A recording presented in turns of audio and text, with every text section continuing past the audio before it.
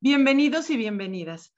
La Secretaría de Cultura y el Instituto Nacional de Antropología e Historia, a través del Museo del Templo Mayor, se complacen en presentar a ustedes el seminario Arqueología de la Producción y Tecnología Antigua, coordinado por los doctores Reina Solís Iriaco y Emiliano Melgar Tizoc.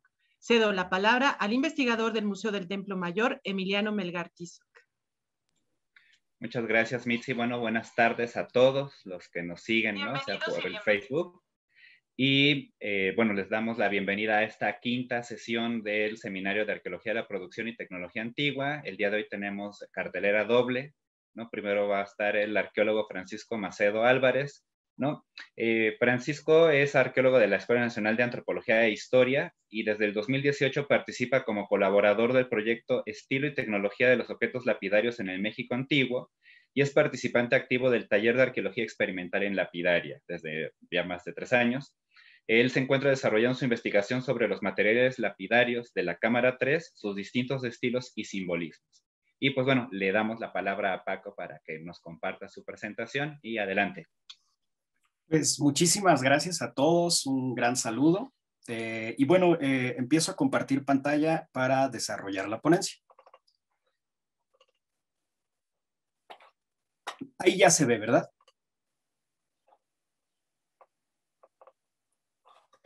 Sí, ahí se ve perfecto, Paco. Adelante. Perfecto. Bueno, pues agradezco al Seminario de Arqueología de la Producción y Tecnología Antigua. El día de hoy yo les voy a hablar de los materiales y los estilos lapidarios de la Cámara 3 de Templo Mayor, del Hueyteocalli. Y para eso, pues justamente desarrollemos de inicio dos cosas, la temporalidad y la geografía de Templo Mayor. Templo Mayor, en la actual geografía de México, en la región centro, en la urbe de la gran Ciudad de México. De hecho, esta imagen a mí me llama la atención y me gusta porque justamente podemos ver Templo Mayor y el gran urbanismo que hay asociado y relacionado a él. Una imagen icónica que viene a nuestra mente cuando volteamos a ver Templo Mayor es justamente el basamento dual, de un lado dedicado a Tlaloc, del otro lado a Huitzilopochtli, deidades patronas de las culturas mexicas tenochcas. Pero bueno, obviamente no solamente tenemos eso, tenemos más información al respecto de Templo Mayor y también podríamos abordar las citas que se hacen al respecto del basamento dual en fuentes etnohistóricas. Pero para hablar más propiamente del basamento, pues justo esta imagen de la maqueta. En esta maqueta ustedes pueden observar justamente cómo se van delimitando las etapas constructivas de Templo Mayor. Y para esto imaginemos lo que los arqueólogos han denominado este tipo de construcciones, una construcción en capas de cebolla. Al centro un núcleo, se van adhiriendo estas capas y van haciendo que la edificación crezca y pues justamente es lo que emula la maqueta, ¿no? En la parte alta, bueno, este templo dual que ya les había comentado. Retomo la cita del doctor Eduardo Matus Moctezuma, donde nos dice que Templo Mayor es este lugar de mayor sacralidad para los mexicas tenochcas. Es un recinto ceremonial. Hablando propiamente de la temporalidad, pues justamente también los trabajos del doctor Eduardo Matus Moctezuma enmarcan que hay 7 etapas constructivas en Templo Mayor. La primera etapa constructiva en 1325 después de Cristo aproximadamente. Cada una de estas etapas se enmarca justamente también por la asociación a un tlatoani. Estos trabajos también relacionan los glifos que se asocian a estos tlatoanis y encontrados en las distintas etapas constructivas. Nosotros le vamos a dar un realce a la etapa 4, justamente ¿por qué? Porque se asocia a la Cámara 3. La etapa 4, si la vemos propiamente en la planta de Templo Mayor, pues justamente tendríamos que ver una imagen como la que se está proyectando, bordeo Templo Mayor, la identificación de las etapas constructivas en números romanos y los edificios aledaños al templo. La etapa 4 está asociada a Moctezuma Ilhuicamina, Moctezuma I, con una temporalidad de aproximadamente 1454 después de Cristo, y también asociada al glifo 2 conejo.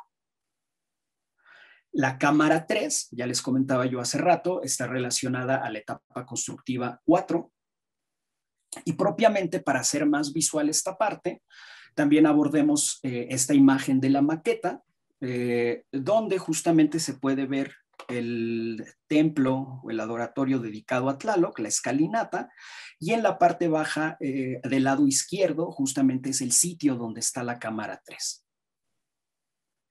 Esta fotografía de inicio tendría que llamar un poco la atención justamente porque es una fotografía in situ de la cámara 3, donde podemos ver algunos elementos que nos empiezan a dar un foco de atención, ¿no? Como lo pueden ser estas dos vasijas de aproximadamente 60 centímetros, una con tapadera, la otra no. En la parte alta de las vasijas, estas máscaras de elementos lapidarios, y llenas las vasijas también de elementos de deposición. La mayor parte de estos elementos también elementos lapidarios. Pero vaya, esto no queda ahí. Tan solo si volteamos a ver los muros, podemos ver todavía cómo tienen restos de estuco. Y también hay otros materiales que podríamos voltear a ver con este tipo de imágenes, ¿no? Como los huesos, estas figurillas con representaciones de posibles deidades elaboradas en copal, más máscaras lapidarias, restos malacológicos, y vaya, es una gran cantidad de objetos que justamente, de objetos y de materiales, que justamente es lo que vamos a ir desarrollando con la plática. Para esto vamos a resaltar los informes de excavación. Y aquí voy a hacer un paréntesis para resaltar estos grandes trabajos de Bertina Olmedo, justo porque si llevamos a un imaginario la cantidad de objetos depositados y si eso lo llevamos a un número, aproximadamente son 8,000 o más de 8,000 objetos depositados en esta cámara. Entonces imagínense esa labor titánica de documentar la cantidad de objetos depositados en ella. Entonces, hay más trabajos al respecto también de la cámara 3 de Bertina Olmedo. Por ejemplo, también desarrolla trabajos de las máscaras tipo mezcala asociadas a estas cámaras. Pero regresando al punto, justamente los trabajos de la cámara 3 inician en 1981. Algo que también es importante comentarles es que se identifica la cámara 3 por los trabajos arqueológicos que se hacen a la ofrenda 48. El piso de la ofrenda 48, en otras palabras, era el techo de la cámara 3. Se identifica un hueco circular de aproximadamente 61 centímetros que era el que conectaba a la cámara. Esta imagen nos ayuda a vislumbrar esto. Justamente aquí remarco la cámara 3. Se ven las paredes de la cámara, el techo de la cámara y justamente como el piso es parte de la ofrenda 48. Las medidas de la cámara tienen 1.12 de norte a sur, 1.09 metros de oriente a poniente, una profundidad aproximada de 1.25 metros. ¿Por qué aproximada? Porque justamente esta medición se hace antes de sacar los objetos depositados en ella. Algo que también es importante comentar es que no hay elementos de relleno en la cámara. Y eso es evidente con la siguiente imagen. Estas imágenes también in situ de la cámara, pues también nos empiezan a dar cierta narrativa de los objetos depositados. Podemos ver cuencos, esos cuencos están llenos de material. Ya después de los estudios se identifica que es copal. Sigue habiendo una gran preponderancia por los elementos lapidarios depositados en la cámara, haciendo alusión a máscaras antropomorfas o a figurillas antropomorfas, ¿no? Del lado derecho, pues también podemos ver cómo está la vasija y es evidente que no hay material de relleno, ¿no? Si empezáramos a detallar estos trabajos donde nos hablan de los materiales depositados, pues tendríamos que ir resaltando algunas cosas de estos párrafos.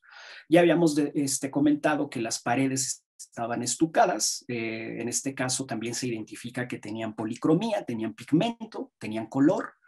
Y también una de ellas, imagen, se identifican imágenes de huesos en una de las paredes. Por el otro lado se empiezan a hacer descripciones de demás materiales, de demás de elementos depositados, como son vasijas de cerámica, máscaras antropomorfas, esculturas hechas en copal, que más o menos es lo que ya les he estado platicando. Si volteáramos a ver los dibujos de las plantas, de los cortes, pues empezaríamos a ver este tipo de objetos donde les decía, se enmarcan los objetos en vasijas elaboradas en cerámica, las representaciones en copal de ciertas deidades, y justamente se empiezan a enmarcar los nombres o posibles nombres de estas representaciones, como lo puede ser Xiuhtecutli, una deidad asociada al fuego para los mexicas tenochcas, o algunas otras esculturas en piedra también advocando a estas o representando a esta deidad. Hay más vasijas cerámicas, hay otros cajetes. Estos cajetes también tienen otros materiales, como lo pueden ser pigmentos rojos o también, como ya les comentaba, tierra y copal. Ahí podemos ver esta figurilla elaborada en copal, podemos ver también la otra figurilla en posición sedente, elaborada en elemento lapidario, los cajetes que nos comentaban y también las vasijas. A veces estas imágenes son muy claras para poder vislumbrar y entender lo que nos están narrando de los objetos recuperados o encontrados en la cámara. Hay más vasijas, ya nos están dando algunas posibles medidas de estas vasijas, 60 centímetros aproximadamente en ellas. De las vasijas que nos están describiendo son justo estas dos que están en la imagen, las dos más grandes de la cámara 3. Pero también nos empiezan a decir que hay restos faunísticos, restos óseos faunísticos. Posteriormente los estudios detallan que estos restos son de un puma y aquí los remarco. Hay más objetos, hay esculturas antropomorfas, como ya los había dicho, hay cuchillos de pedernal, cuentas de piedra, como se podrán dar cuenta, son muchísimos. Estamos hablando, como yo les decía hace rato, de más de 800 objetos depositados. Entonces, entre sus formas, entre sus materiales y entre otras características más, pues justamente dan este corpus de materiales. Aquí se enmarcan, por ejemplo, una máscara, un pedernal, objetos malacológicos, también objetos lapidarios en forma de cuentas. Y si empezáramos a dar un orden a todo esto, porque son varias las cosas que hemos estado platicando hasta ahorita, pues tendríamos que hay materiales inorgánicos y materiales orgánicos dentro de la cámara 3.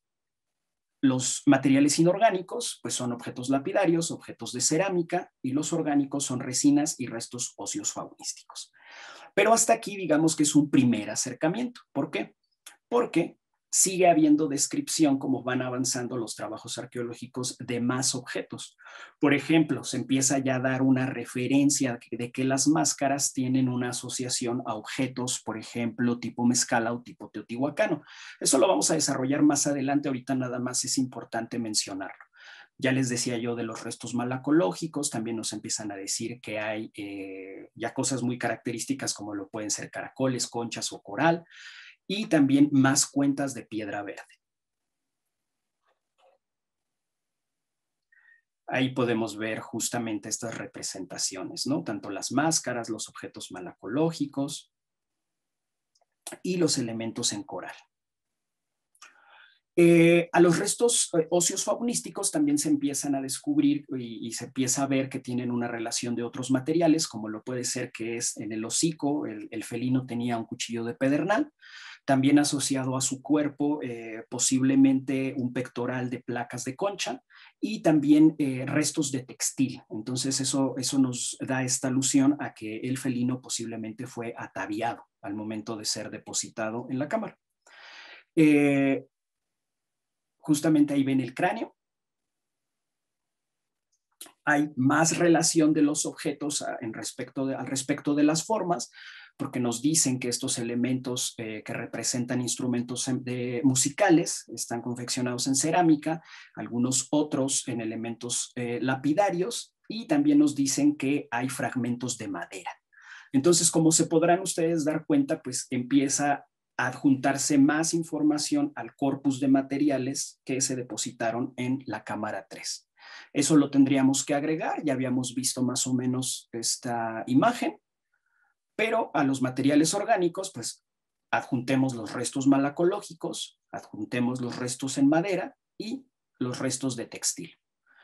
También hay información al respecto de objetos recuperados orfebres, pero a esto o a nuestro esquema agreguemos formas o estilos. Obviamente, esto lo vamos a desarrollar más adelante, pero es importante empezar a ordenar porque es mucha la información. Hay máscaras con una asociación mezcala, hay máscaras con una asociación teotihuacana. Estos materiales y estas piezas depositadas tenían una forma, como les decía yo hace rato, instrumentos musicales, o piedra, objetos lapidarios que tenían un trabajo y que eran cuentas. Esta fotografía a mí me gusta mucho y resalto la muestra museográfica de Lujos de Nácar, donde justamente esta muestra museográfica recrea la cámara 3 con alguno de los objetos depositados. Vemos las dos vasijas que ya habíamos platicado anteriormente. Al centro, los restos del felino, del puma. Aquí podemos ver cómo se pueden ver las conchas que ataviaban al felino. Pero algo que posiblemente no es muy identificable en la fotografía, pero lo vamos a desarrollar y es importante resaltarlo, el puma descansa en un elemento lapidario, en una placa. Algo que es importante al momento de analizar la cámara 3 y sus materiales es justamente que con nuevos estudios se han podido dar algunas relaciones. Voy a platicarles, aunque no lo vamos a ver a gran detalle, pero sí es importante verlo porque eso también se lleva a los objetos lapidarios. Justamente son los trabajos de Hilda Hernández.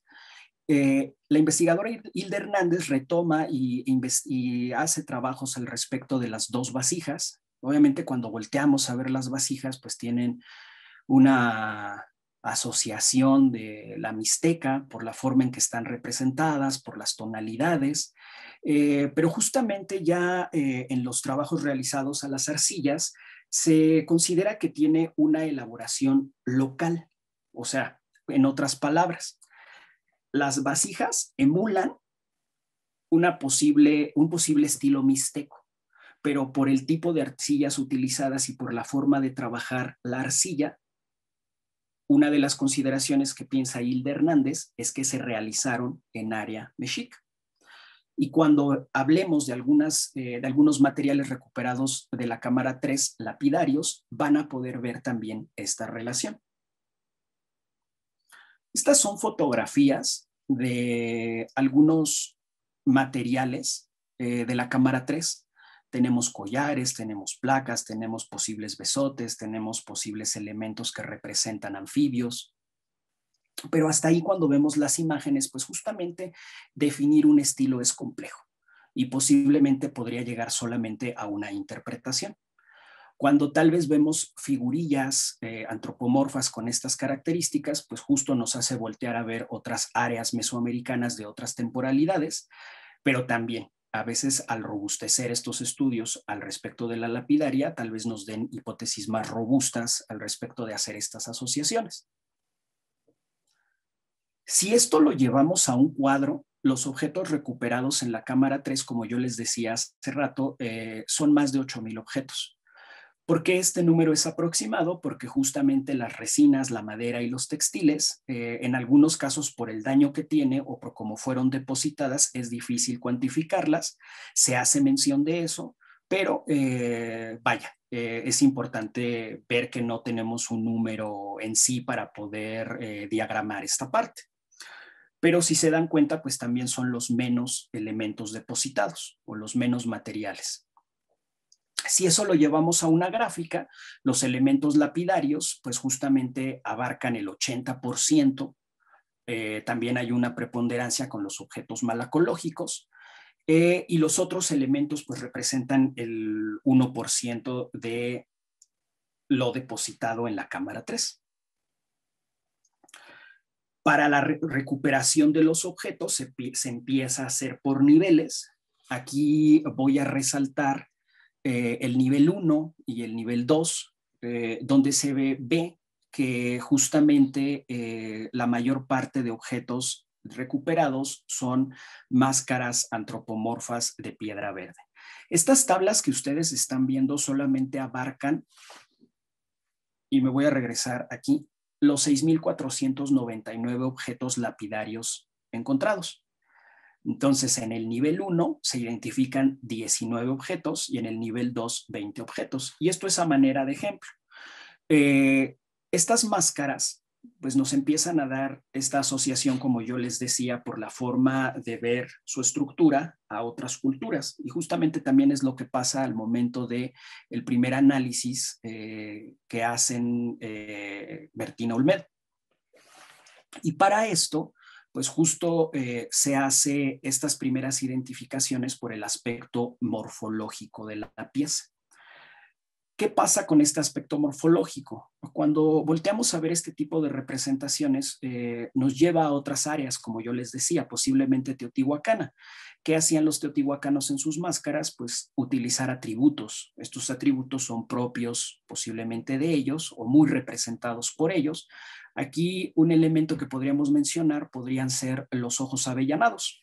Este tipo de ojos son muy característicos de las máscaras teotihuacanas. Pero hasta aquí solamente quedaría el análisis en el aspecto morfológico de la pieza. Pero justo eso es lo que podía llegar a complejizar el estudio, porque quedarnos en un primer análisis morfológico tal vez sí nos va a dar unas bases, pero esto podemos complejizarlo y tal vez nos va a generar nuevas hipótesis. Para esto, pues voy a retomar y citar a la arqueóloga Viridiana Guzmán, que justamente ustedes van a ver este trabajo en la siguiente plática, un trabajo que aborda las piezas teotihuacanas encontradas en Templo Mayor. Hace un corpus de piezas a analizar. Y justamente yo les quise dejar esa tabla porque de la cámara 3, este trabajo aborda 81 piezas. De hecho, en la imagen ustedes pueden ver la planta, la cámara 3 y cómo algunas piezas se están dejando justo ahí, ¿no? Vamos a desarrollar un poco estos 4 párrafos para entender este trabajo y para ver la importancia de los estudios tecnológicos y arqueométricos en las colecciones lapidarias de Templo Mayor asociadas a lo teotihuacano. Bueno,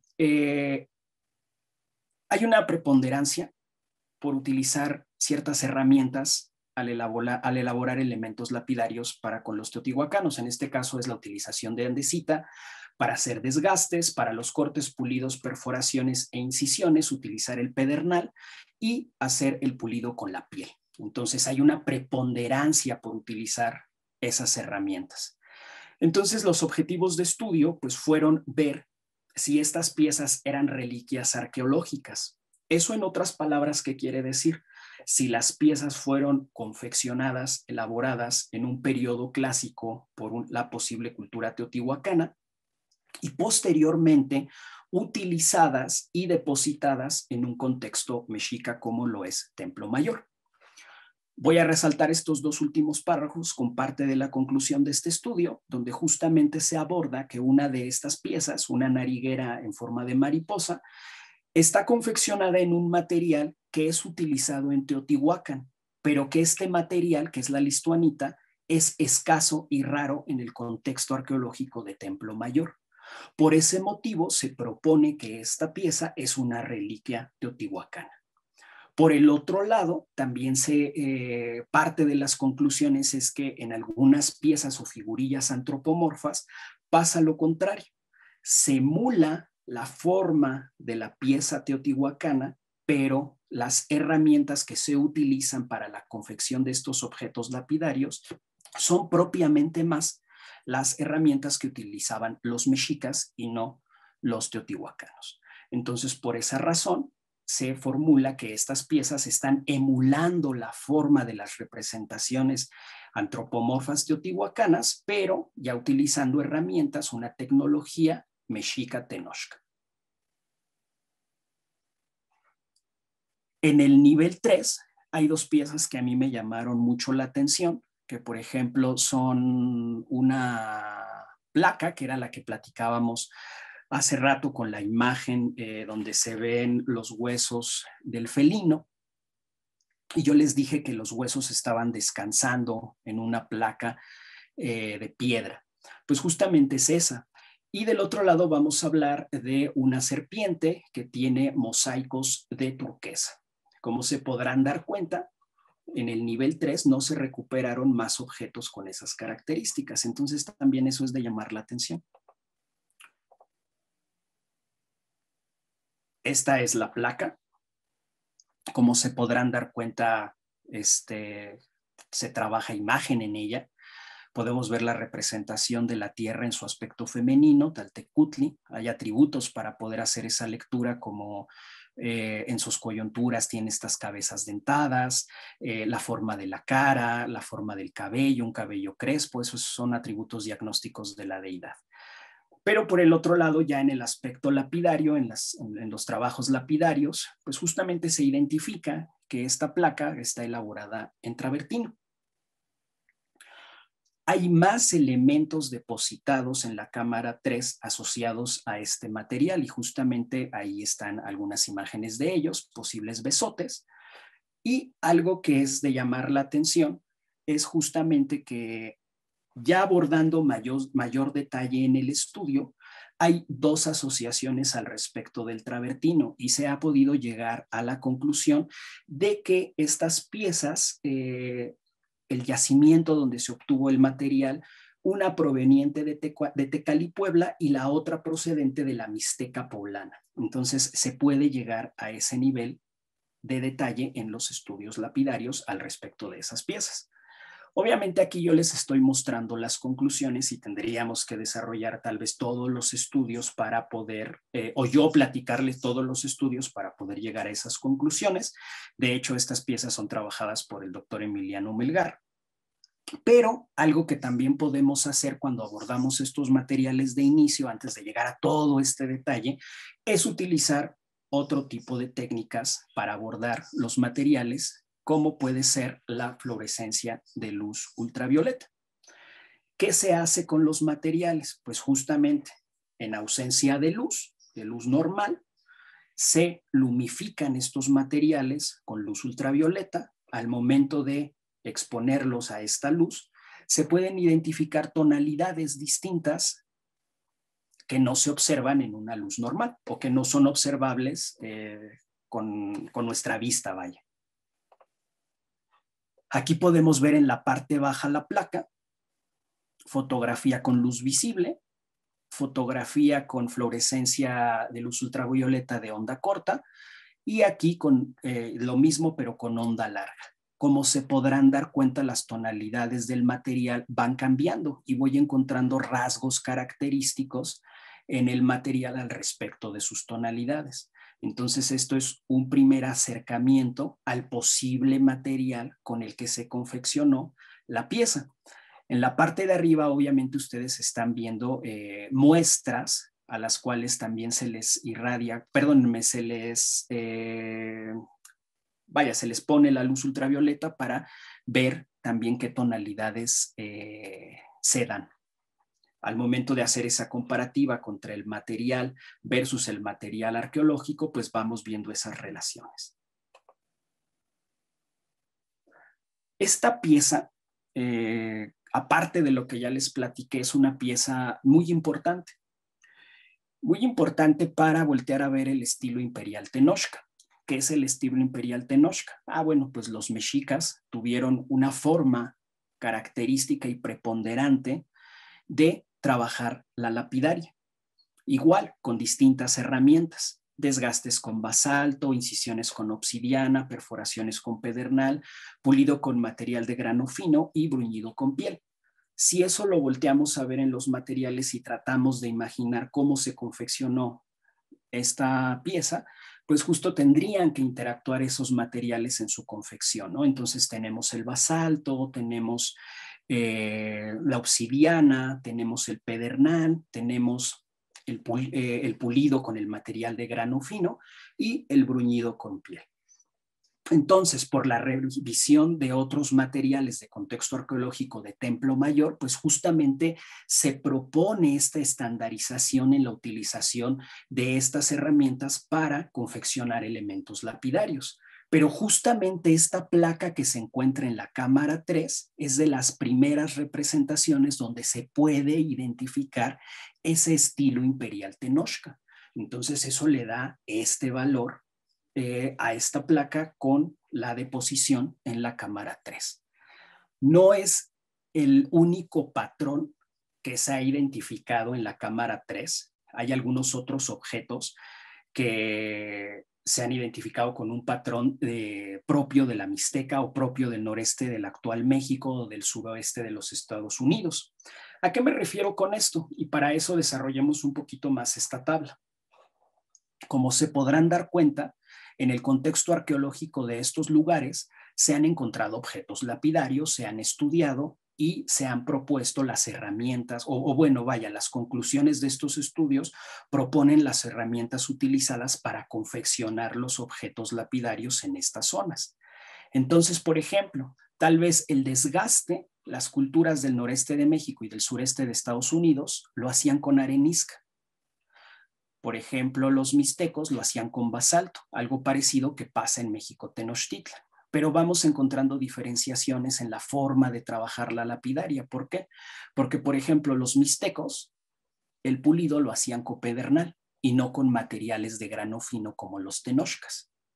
Entonces, justamente esas son las diferenciaciones que se pueden observar en el proceso de elaboración lapidaria asociado a estas culturas y de ahí proponer un estilo tecnológico. Entonces, tendríamos que agregar otros materiales y ver cómo esos materiales están interactuando en la confección de estos objetos. ¿Esto qué nos va a dar como posibles resultados? Que hay una secuencia al momento de elaborar estos objetos lapidarios que nosotros tratamos de hacer con los talleres de arqueología experimental, pues justamente identificar esta secuencia al momento de experimentar y de utilizar distintos materiales. Esto nos va a dar que hay una diferenciación en la utilización de los materiales dependiendo de la cultura, dependiendo de la temporalidad que haya trabajado los objetos lapidarios.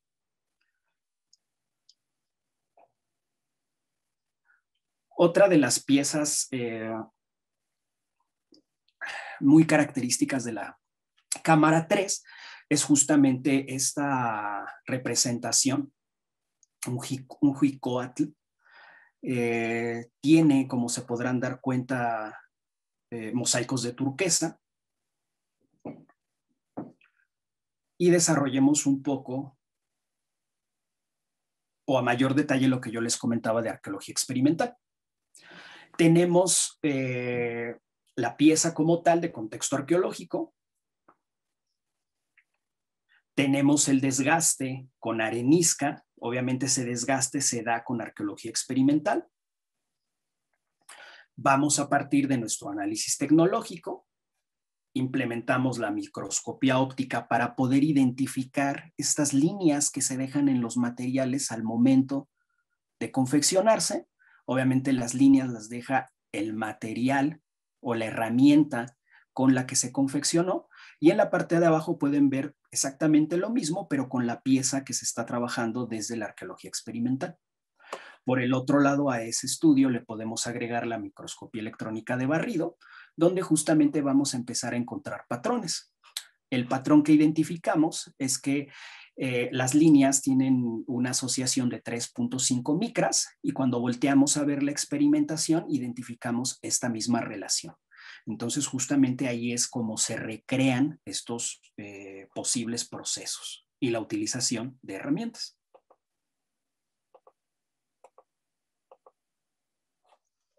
Justamente una de las conclusiones de los trabajos al respecto de la turquesa de Templo Mayor por los trabajos de Emiliano Melgar hablan que este jicoatl pues justamente tiene un desgaste por arenisca, cortes de obsidiana, perforaciones con pedernal, bruñido con piel. Eso ya lo habíamos platicado en el cuadro anterior, que nos da esto como resultado una asociación hacia culturas del norte y del sureste de los Estados Unidos. Entonces, por eso se propone que este elemento lapidario emulando a una serpiente, a un jicoatl, recordemos que en el mito el jicoatl es el arma que porta Huitzilopochtli al momento de su nacimiento. Pues justamente se enmarca por una manufactura en estas tierras. Posiblemente se trabajó por completo, posiblemente una parte. El punto es que comparte esta tecnología de estas áreas del noreste de México y suroeste de los Estados Unidos. En otras palabras, tenemos las piezas de contexto arqueológico, realizamos arqueología experimental para abordar el estudio de estas piezas, haciendo desgastes, cortes, pulidos, perforaciones con distintos materiales. Eso lo podemos hacer tan amplio como queramos porque podemos hacer este tipo de modificaciones con muchas herramientas. Por ejemplo, desgastes con basalto, cortes con arena, agua, tiras de piel y así sucesivamente como ustedes lo están viendo en la lámina. Esto con el fin de justo ver las piezas de contexto arqueológico y a través de los análisis tecnológicos proponer estos estilos de elaboración en los objetos lapidarios. Ya como parte de las conclusiones, voy a comentarles 2 párrafos que desde la perspectiva de investigación que he estado haciendo, para mí son muy importantes. El primero es una cita de Costin, donde nos dice que todas estas representaciones emulan un sistema de producción. Este sistema es regularizado, es permanente, es diferenciado. ¿Qué rescato de lo que platicamos el día de hoy? Es diferenciado, sí, porque dependiendo de la cultura y de la temporalidad, se ocuparon distintas herramientas. Es regularizado también porque generó intercambio y consumo. Y por el otro lado es permanente. Yo les decía que en las propuestas de los objetos lapidarios de turquesa de Templo Mayor se empieza a identificar que hay una preponderancia en la utilización del estilo imperial Tenochca desde la fase 4 a la fase 7. Entonces eso generó permanencia en la forma en que se trabajó la lapidaria en Templo Mayor. Ahora, por el otro lado, cito a la arqueóloga Guzmán, donde ella nos comenta en su trabajo de tesis de licenciatura que sí nos va a dar un primer acercamiento, voltear a ver estas piezas desde el aspecto morfológico, pero posiblemente el dejarlos a ese nivel nos va a dejar solamente abordarlas a manera interpretativa. Y justamente el adicionar trabajos interdisciplinarios o trabajos como lo pueden ser los trabajos respecto de la lapidaria nos van a dar nuevos enfoques, nos van a complejizar y al momento de complejizar van a generar nuevas hipótesis. Si esto lo dejamos en un gran esquema, pues justamente hablamos de los objetos depositados en la cámara 3. Hay una gran variedad de materiales depositados. Como ya lo vimos, hubo una preponderancia por los objetos lapidarios con aproximadamente 6,499 objetos. Hay distintos estilos. Los primeros trabajos abarcaban solamente ver las representaciones desde el aspecto morfológico, y estos últimos estudios ya nos están dando una relación más hacia los estudios arqueométricos y ahora sí poder robustecer los distintos estilos con los que se trabajaron los elementos lapidarios depositados en la cámara 3. Los resultados hasta el momento, pues es que justamente se pueden identificar el estilo imperial Tenochca, estilos de la forma de trabajar la lapidaria del noreste de México y del suroeste del actual Estados Unidos y de la Mixteca. Resalto que también en la cámara 3 la preponderancia por depositar reliquias arqueológicas es evidente con piezas teotihuacanas. Tal vez por cuestiones de tiempo no desarrollamos los trabajos del área o de las piezas tipo mezcala, pero ahí cito los trabajos de la doctora Reina Solís y del doctor Emiliano, donde abordan la tecnología de estos objetos. Una de sus conclusiones es que sí, la mayor parte de las máscaras tipo mezcala pertenecen a esta región, a una temporalidad asociada a esta cultura, pero también se están emulando, son las menos, pero también se están emulando estas representaciones con un estilo mexica.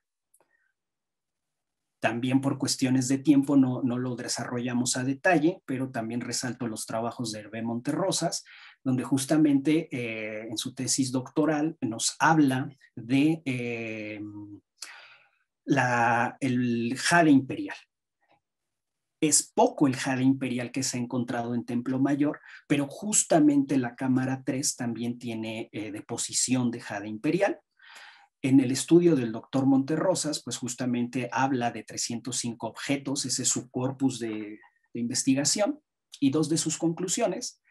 Es escaso este material, y justamente los mexicas no controlaron este material que fue preciado para estas culturas, pero en la cámara 3 fue depositado. Como se podrán dar cuenta, este es un acercamiento de los materiales y un acercamiento de los estilos que se trabajaron para ser depositados en la cámara, y justamente todavía se van a seguir haciendo, yo creo que mayor relación de otros estudios lapidarios al respecto de los objetos depositados en cámara 3, pero esto nos empieza a dar ciertas asociaciones, ¿no? Entonces esa es la idea de compartirles el avance que tengo hasta el día de hoy. Y pues por último, pues agradecer a la doctora Reina Solís y al doctor Emiliano y a todas las personas que he conocido en el taller de lapidaria, que lo único que he obtenido de ellos es un gran conocimiento y mucho apoyo. Entonces hasta aquí termino la presentación y muchísimas gracias.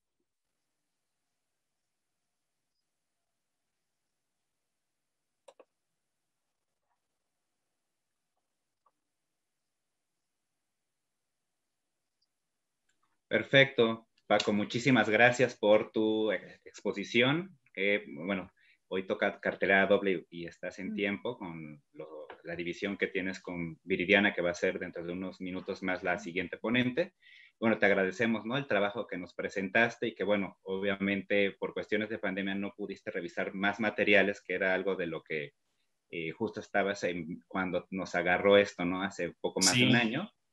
Pero te agradecemos, ¿no?, la manera tan detallada que empezaste tú a revisar los materiales y estás tratando de conjuntar los avances que se han tenido de distintos participantes del proyecto y algunos que tú también, bueno, hay bolsas en la cámara 3 que no están bien, bueno, están sin separar y clasificar, ¿no? Entonces eso es algo que con estas revisiones que has estado haciendo, pues nos van a dar una idea más completa de la enorme riqueza que tiene este depósito, que es de los más ricos y variados del Templo Mayor, ¿no?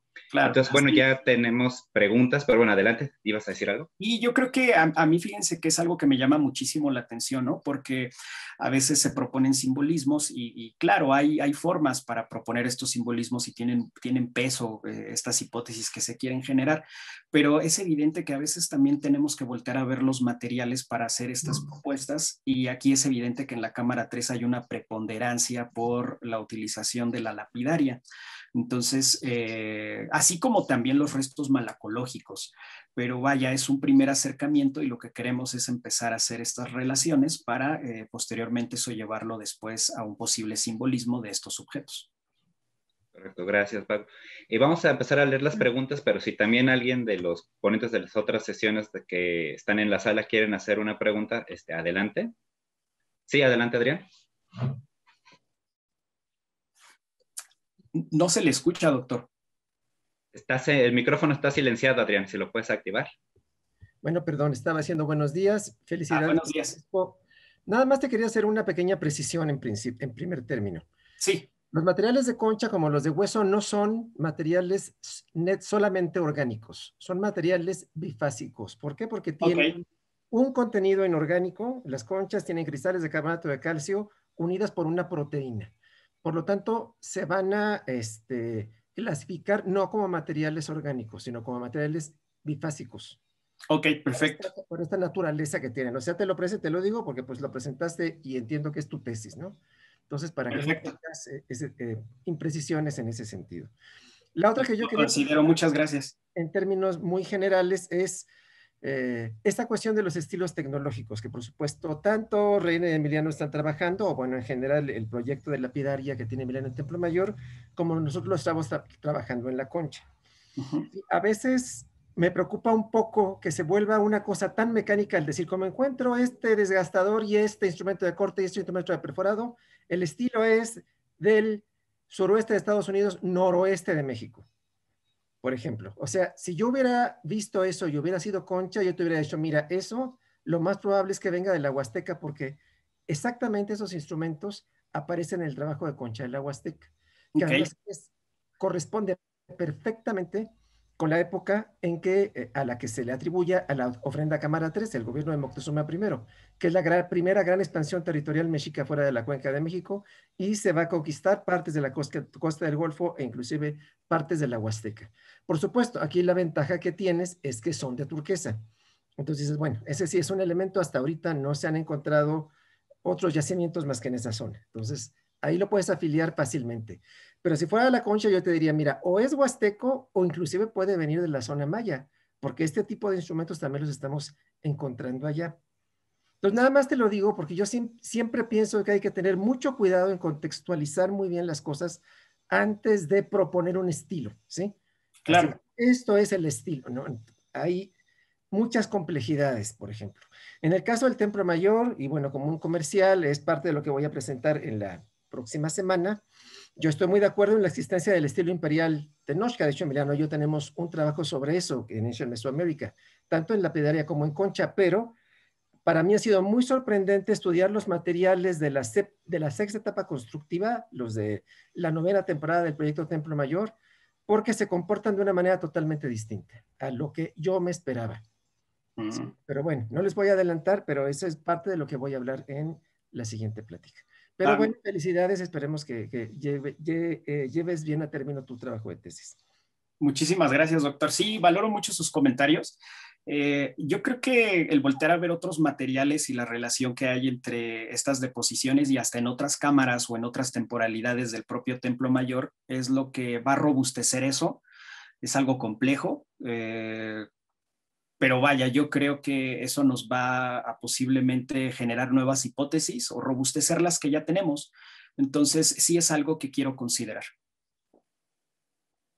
Perfecto, ¿no? Y nada más para complementar el comentario de Adrián, bueno, estoy de acuerdo, ¿no? Que es, obviamente, el que diga si sale tal instrumento no necesariamente es de tal estilo, pero acá cuando Adrián, por ejemplo, ha encontrado ese patrón en la concha, también hay muy poca turquesa y materiales, diríamos, derivados del cobre, como la malaquita, la azurita, que sí se han encontrado muy poquita en sitios huastecos, pero las huellas de esas piezas han salido basalto y piel, por ejemplo. Entonces, y nosotros sí hemos estudiado una enorme cantidad de piezas del norte de México y el suroeste, y es muy marcada la estandarización en la relación desgaste-pulido, ¿no? Entonces, eso es algo que realmente casi no aparece y aparece solo en las primeras piezas, como en Templo Mayor, como en Tula, por ejemplo. Entonces eso lo hemos rastreado más hacia el suroeste, ¿no? Pero estamos de acuerdo que solamente eso, la comparación entre muchas colecciones y de muchas temporalidades son las únicas que te pueden ayudar a rastrear y no nada más.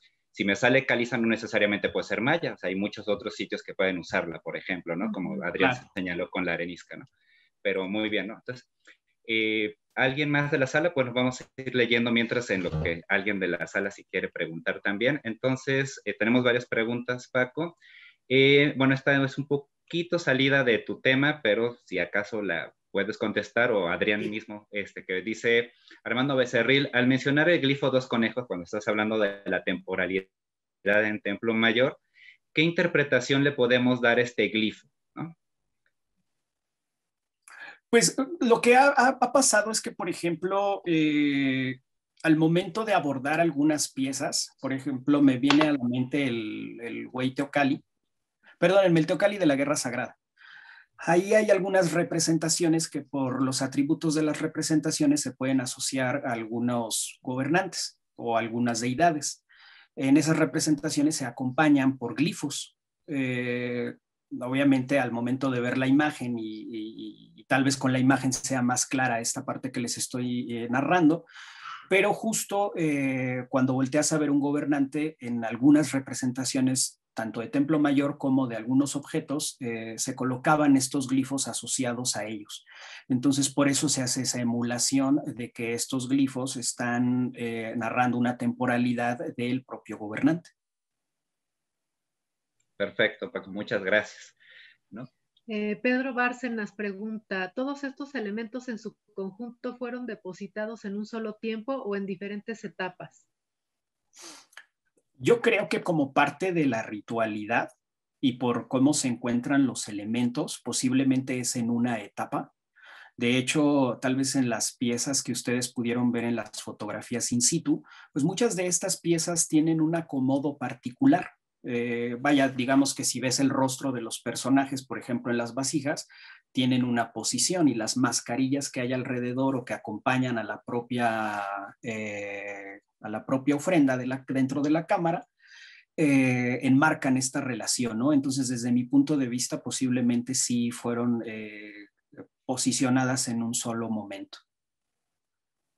Perfecto. Cataleya McKinley te felicita por tu exposición y te pregunta, muchas gracias. ¿todos estos elementos que se encuentran en la ofrenda serían objetos producto de conquistas? Y si sabes a qué Tlatoani perteneció. Bueno, Tlatoani fue Moctezuma I que nos había señalado.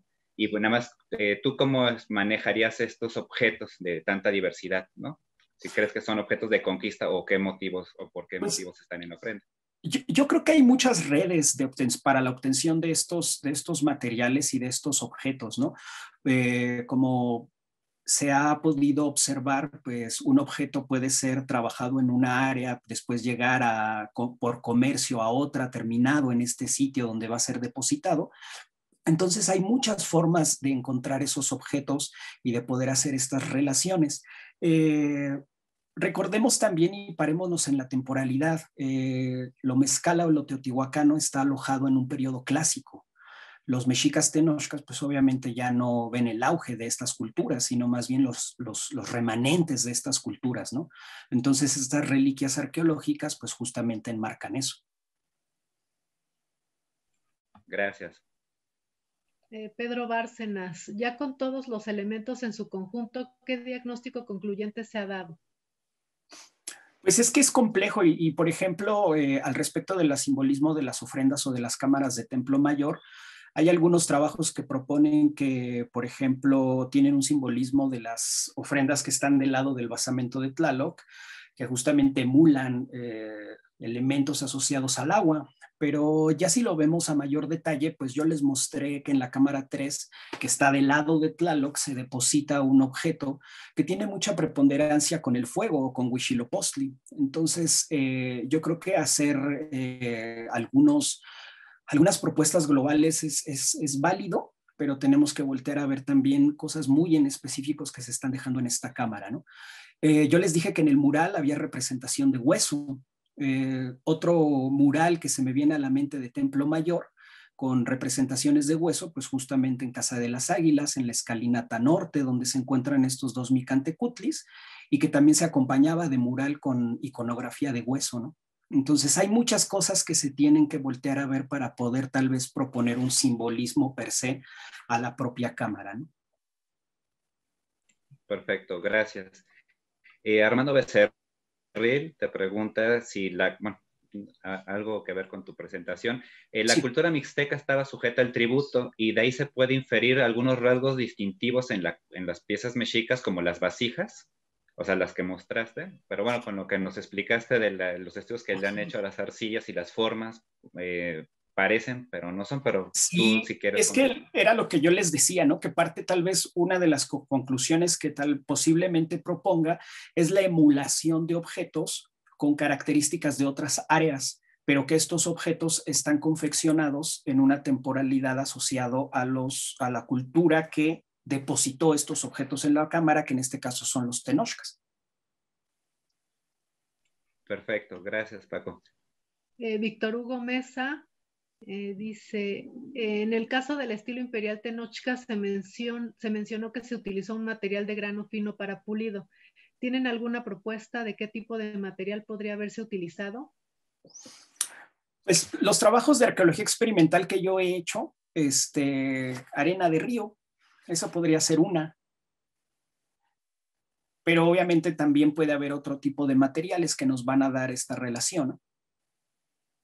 Sí, bueno, todavía para complementar, ese material en particular lo hemos tratado de identificar, lo hemos probado con todo lo que nos han llegado a sugerir, ¿no? Por ejemplo, polvo de obsidiana, el corindón, diatomita, y no hemos dado con o sea, no se parece ceniza volcánica.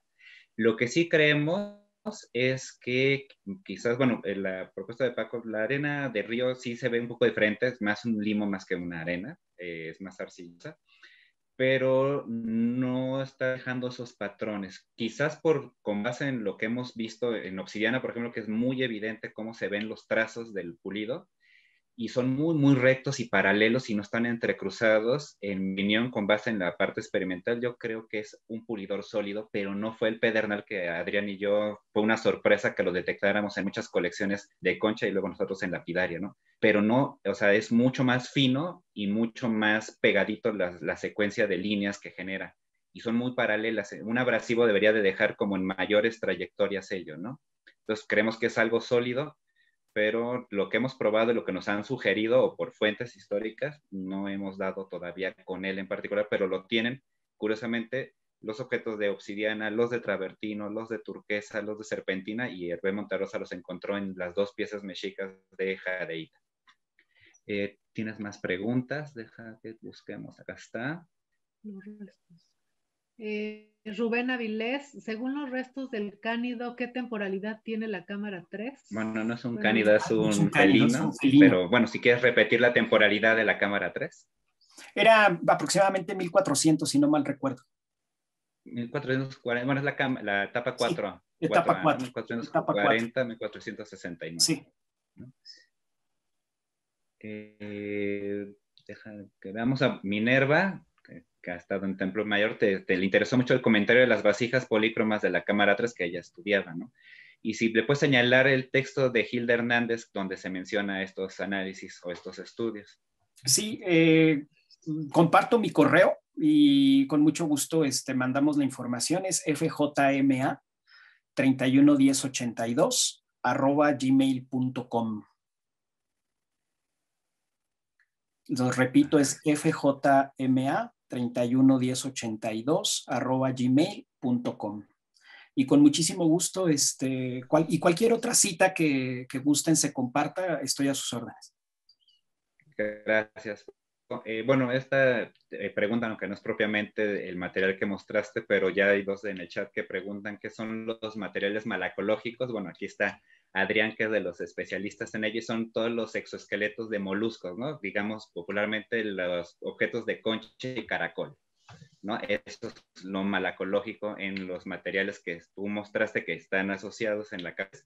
Pero bueno, no eran propiamente el tema central de tu trabajo, pero como ya hubo 2 preguntas en el chat para que no quedara la duda, ¿no? Sí. Pedro Bárcenas pregunta si hay alguna publicación o material bibliográfico para consultar los instrumentos lapidarios que se utilizaban. Sí, justamente yo creo que lo que les estuve pasando dentro de la presentación, todo lo que vimos parte de una investigación.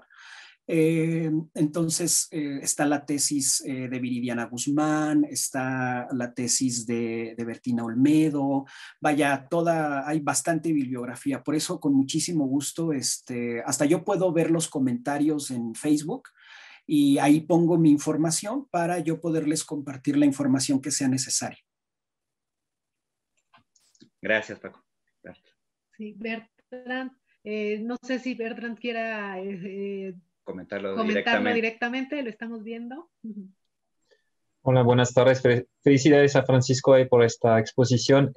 Ahí tengo, bueno, un comentario, una pregunta para ti, Francisco.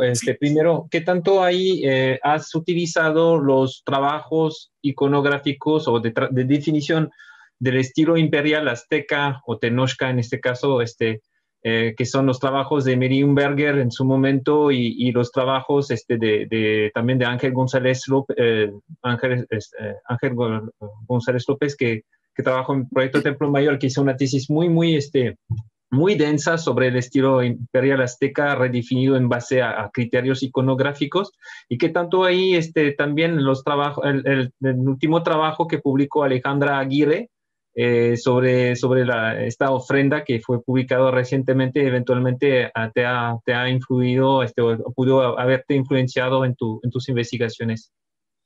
Sí, yo creo que cuando lo desarrolló, bueno, esto digamos que está encaminándose. Yo creo que es importante cuando vemos estas representaciones voltear a ver también en los aspectos iconográficos, porque a grandes rasgos también nos va a emular información importante para nuestra investigación. Sí quiero yo partir de lo lapidario y tal vez posterior a conclusiones lapidarias abordar lo iconográfico. Hay muchos estilos, bueno, y ahorita utilizando esta palabra, ¿no? Pero hay muchos estilos en la forma de representar las piezas en Tenochtitlan. Hay piezas completas que tienen una emulación tolteca y de repente volteamos a ver dentro de estas emulaciones otro tipo de estilos y otro tipo de representaciones asociadas a otras áreas, ¿no? Pero como tal, los materiales de la cámara 3, y hablando específicamente de los materiales lapidarios, como les dije, la iconografía voltea, o estos atributos diagnósticos de las piezas volteamos a ver más bien a lo mezcala o a lo teotihuacano. Entonces yo creo que partiendo de eso, pues justo abordar un poco más de forma robusta esa parte, y sí después, tal vez con mis conclusiones tenga que abordar este punto que nos comentas, para ver si hay alguna relación que valga la pena abordar a mayor detalle. Nada más para complementar con la pregunta, comentario de Bertrand, ya en su momento con Adrián habíamos hecho este estudio del estilo imperial y lo que mostrábamos era que la representación material o diríamos plástica, quizás hasta la ejecución iconográfica de las piezas, tú puedes ver que aunque hay la misma idea, hay diferencias entre los objetos en concha y lapidaria de Tenochtitlan frente a Texcoco, Tlatelolco. Recientemente con Reina hicimos lo de Xochimilco, que ahí se supone que están los lapidarios, y los objetos que hacen, aunque sean besotes, cabezas de pato, los hacen en materiales o en obsidianas de distinto tipo y con distintas técnicas que no hay registradas en Templo Mayor, y uno lo puede ver en cualquier otro objeto, ¿no? Por ejemplo, los chacmol, el de Templo Mayor, está hecho en un determinado tipo de basalto, está estucado, está policromado, y tú ves la ejecución plástica de los que han encontrado en Venustiano Carranza o en Tacubaya, es la idea, pero la ejecución plástica, y tú los ves por abajo, la iconografía no son iguales. Había unos, digamos, lapidarios mejores que otros, o incluso escultores, y eso es algo que está trabajando otra tesista del taller, Adriana Soto, que está viendo las huellas de manufactura en la escultura ya mayor, y sí se ven diferencias entre las piezas de Tenochtitlan contra otras partes, ¿no? Lo mismo lo podemos ver con las piezas de los Xutecutlis. En la exposición que tuvimos de Piedras de Fuego y Agua, el que se encontró asociado al momostle del Pino Suárez de la estación del metro, está ejecutado muy diferente a todos los que hay un enorme corpus en Templo Mayor y que Eulogio Guzmán estudió, y que incluso plantea que hay variaciones en la ejecución y por lo tanto distintas escuelas y estilos que se están conjuntando, ¿no? Entonces, decir un único estilo imperial azteca, más bien con Adrián hemos propuesto que es Tenochca, porque sí Tenochtitlan tiene diferencias frente a otros sitios contemporáneos, incluso Tlatelolco y Texcoco, la ciudad gemela, el principal aliado, o sea, hay la idea, pero su ejecución es diferente, ¿no? Y para finalizar, porque ya vamos a empezar con la otra charla, la última pregunta es de Alfonso Padilla y te pregunta, en el caso del estilo imperial, que si hay, qué cambios se observan en los estilos lapidarios de la cámara 3, o sea, a partir de eso, ¿qué se aprecia en la lapidaria? Es que recuerdan que yo les dije que uno de estos objetos que se puede asociar a este estilo es la lápida con la representación de Taltecutli. Entonces, justo esa pieza es la que tiene esa forma de estilo imperial, de forma de trabajar la lapidaria de estilo imperial Tenochca. Hasta ahorita los otros elementos que se han abordado dentro de las piezas que yo he visto no tienen este estilo, tienen más bien al contrario otras formas de trabajar la lapidaria. Entonces, tal vez ya como conclusión de las distintas piezas que aborde, pues justamente quiero hacer esta separación ya a nivel número de piezas para ver si hay una preponderancia en distintos estilos sobre la colección. Perfecto, Paco. Pues mil gracias por el tiempo que dedicaste y la presentación que nos diste. Y como hoy es día de cartelera doble, pues vamos a continuar con nuestra segunda ponente del día. Viridiana Guzmán. Bueno, Viridiana es licenciada en Arqueología, egresada de la Escuela Nacional de Antropología e Historia, actualmente alumna de posgrado del Instituto de Investigaciones Antropológicas de la Universidad Nacional Autónoma de México.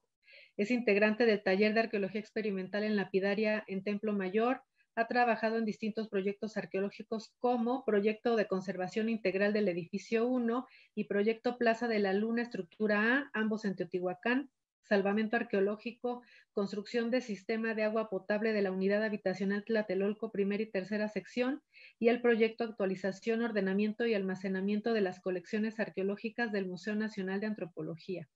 Colaborador en trabajos relacionados a la manufactura de objetos en sitios de Teotihuacán, Veracruz, Hidalgo y Puebla. Y bueno, hoy nos acompaña con su presentación titulada Análisis tecnológico de los objetos de estilo teotihuacano descubiertos en las ofrendas del Templo Mayor de Tenochtitlan.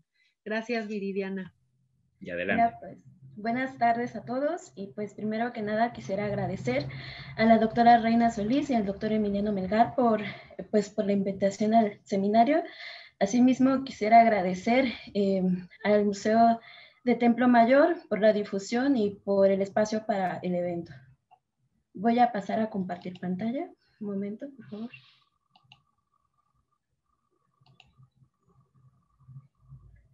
¿Me podrían verificar si estamos viendo pantalla, por favor? Sí, ahí ya se ve, Viri. Adelante.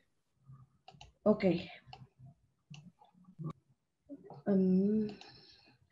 Bien, como bien lo hemos, bueno, voy a empezar con mencionar de que el arqueólogo Francisco, voy a retomar algunas cuestiones que el arqueólogo Francisco Macedo ya ha mencionado en esta exposición. Y bueno, este trabajo de investigación fue desarrollado para mi tesis de licenciatura. Vamos a empezar platicando un poco sobre esto de que de la llegada de los mexicas a la Cuenca de México. Los mexicas llegan en el año de 1319 de nuestra era, cuando son expulsados de Chapultepec, se asientan en la Cuenca de México y construyen la Gran México Tenochtitlan en el año de 1325, y bueno, edifican grandes construcciones como el Hueyteocalli o el Templo Mayor, y calzadas, y entre otros conjuntos. Como bien se ha mencionado, el Templo Mayor actualmente se encuentra, o bueno, lo que podemos observar actualmente, sus vestigios se encuentran en el corazón de la Ciudad de México. Y bueno, les presento una panorámica de cómo se ve actualmente el Templo Mayor y una reconstrucción de cómo fue posiblemente visto en el recinto ceremonial. El Templo Mayor fue construido por etapas constructivas. Entre cada etapa constructiva fueron depositadas distintas ofrendas dedicadas a las distintas deidades. Del lado norte podemos ubicar el adoratorio a Tlaloc y del lado sur el adoratorio a Huitzilopochtli. Como bien se ha mencionado, cada etapa constructiva está relacionada con los distintos hueytlatuanis que se encontraban en el poder. Y bueno, para fines de la investigación, en mi estudio me enfoco en los materiales de estilo teotihuacano. Y aquí les muestro una planta del Hueyteocalli o Templo Mayor, de la distribución de las distintas ofrendas y de las cámaras, en donde podemos encontrar artefactos con el estilo, como son máscaras, naringueras en forma de mariposa, figurillas antropomorfas, y bueno, entre algunos cajetes y estas placas trapezoidales que son muy distintivas del área de Teotihuacán. La problemática que aquí encontramos al analizar este tipo de objetos es de que las ofrendas de este recinto carecen de evidencias directas de trabajos de producción, tales como herramientas y piezas en procesos de trabajo, y nos encontramos ante la posibilidad de encontrar emulaciones o reutilización de objetos teotihuacanos por parte de los mexicas. Entonces, la pregunta principal de esta investigación fue acerca de si existieron artefactos que corresponden, no solo estilísticamente, sino tecnológicamente con la manufactura desarrollada en el sitio de Teotihuacán. Pero antes de empezar a entrar en materia, recordemos algunos trabajos que se han enfocado sobre los objetos lapidarios o en general de objetos teotihuacanos encontrados en Templo Mayor.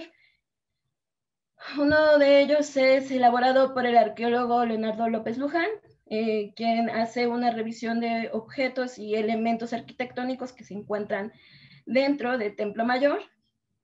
Asimismo, Bertín Olmedo el arqueólogo Bertín Olmedo hace una comparación entre máscaras de estilo mezcala y máscaras de estilo teotihuacano, en lo cual hace la distinción entre cuáles son las características morfológicas que distinguen una de otros estilos. Si nos vamos para el área de Teotihuacán, tenemos a los trabajos de Yuli Gazola, quien hace una propuesta sobre una cadena operativa, es decir, una serie de pasos por las cuales fueron obtenidas las máscaras teotihuacanas. En su hipótesis ella plantea cómo son desde los desgastes, el corte y las diferentes características físicas que podemos encontrar sobre las máscaras.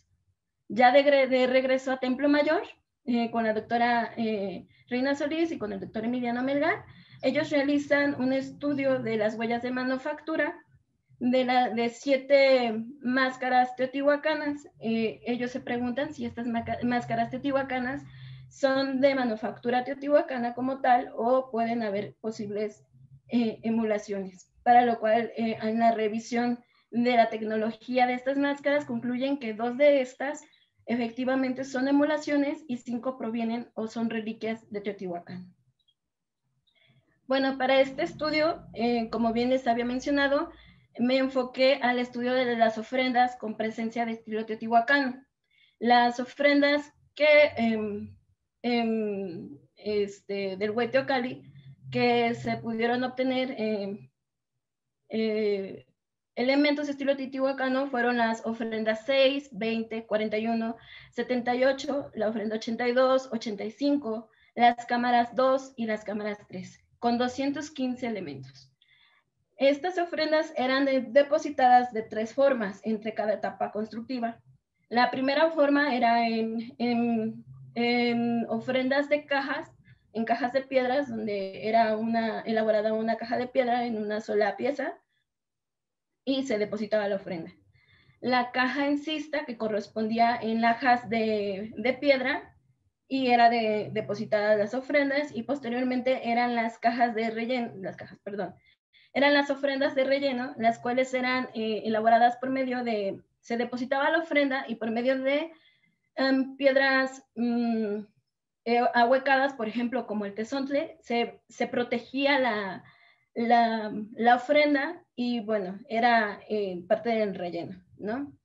Aquí les tengo unos ejemplos sobre este tipo de ofrendas y dónde provienen los materiales, como es la ofrenda 6, donde obtuvimos esta figurilla antropomorfa, donde se puede observar que en la espalda trae cargando lo que es posiblemente o se ha interpretado como un bebé, y por lo mismo se la ha interpretado como una escultura femenina.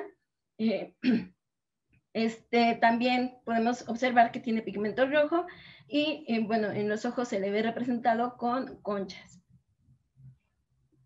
La ofrenda 82 podemos observar también una excavación, una fotografía de la excavación de la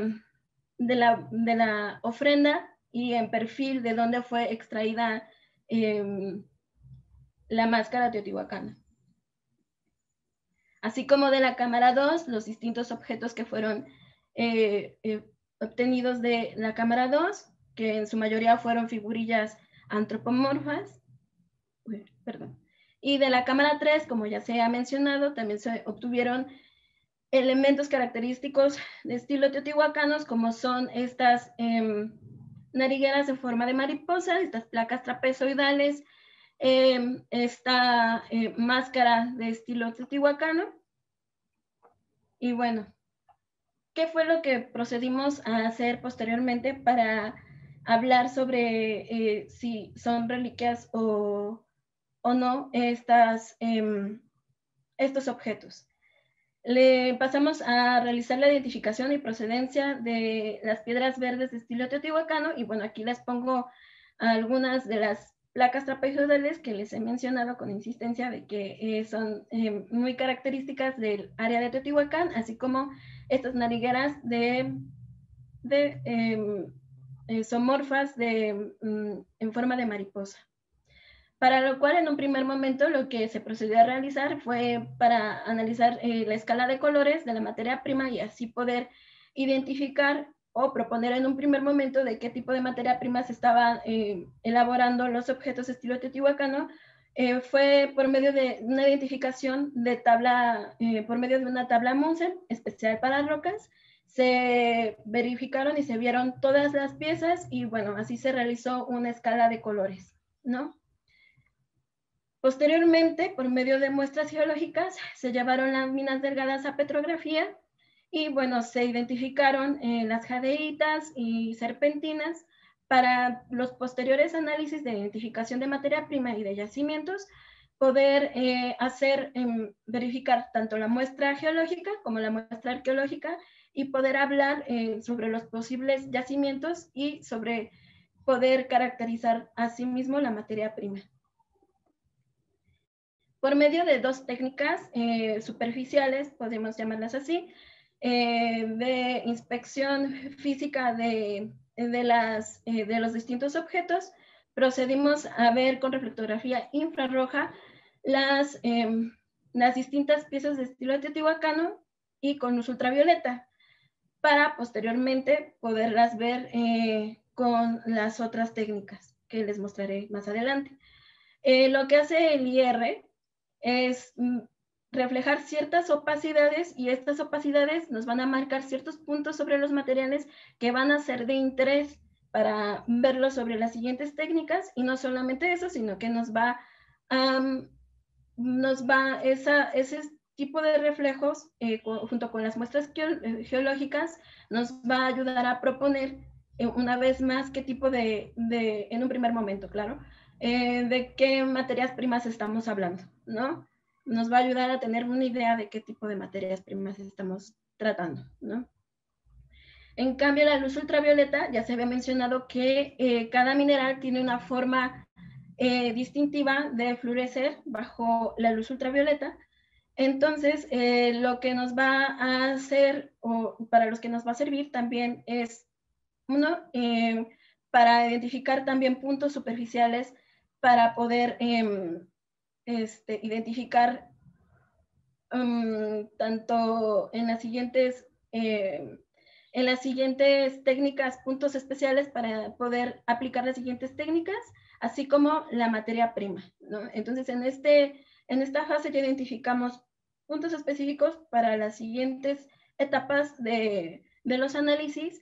Y bueno, ya teníamos una idea de qué materias primas sobre los cuales posiblemente se estuvieran manufacturando los objetos de estilo teotihuacanos, que en este primer momento fueron serpentinas y posibles cuarzos.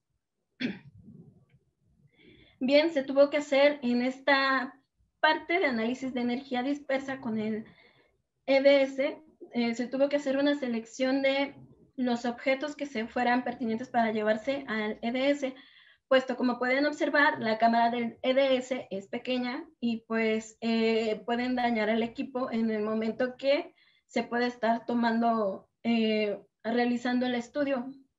Y bueno, también se seleccionó una muestra representativa del material y así como de las tonalidades y con las tonalidades que se realizó con las diferentes etapas anteriores que vimos, ¿no? Se seleccionó la muestra, se llevó al microscopio electrónico de barrido del Instituto de Lina. Y bueno, la ventaja de esta técnica, entre otras, es que estos análisis no son destructivos, es rápida la obtención de resultados y la muestra no necesita preparación. Como les había mencionado, se llevaron muestras geológicas para obtener los espectros EDS de las distintas materias primas.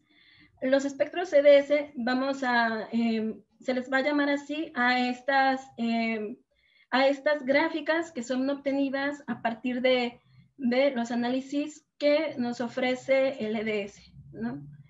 Aquí podemos observar una muestra de serpentina. Bueno, también se me pasaba a decirles que el EDS nos va a ofrecer la composición elemental de cada una de estas muestras geológicas.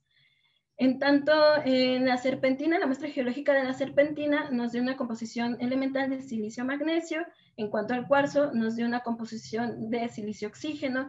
En cuanto a la muestra geológica del jade imperial, nos dio una composición de sodio, aluminio, silicio y oxígeno. Posteriormente, llevamos a las placas trapezoidales, entre otras muestras, y bueno, pudimos observar que la placa trapezoidal está compartiendo lo de la muestra geológica de silicio-magnesio, que corresponde a la serpentina. En cuanto a unos fragmentos de piedra verde, si bien recordamos el cajete que les enseñaba en la diapositiva de la luz ultravioleta, se obtuvieron fragmentos de piedra verde sin trabajar. Estos fragmentos de piedra verde sin trabajar fueron analizados bajo el EDS y nos dio una composición elemental de silicio-oxígeno. Esta composición elemental de silicio-oxígeno corresponde a una muestra geológica de cuarzo.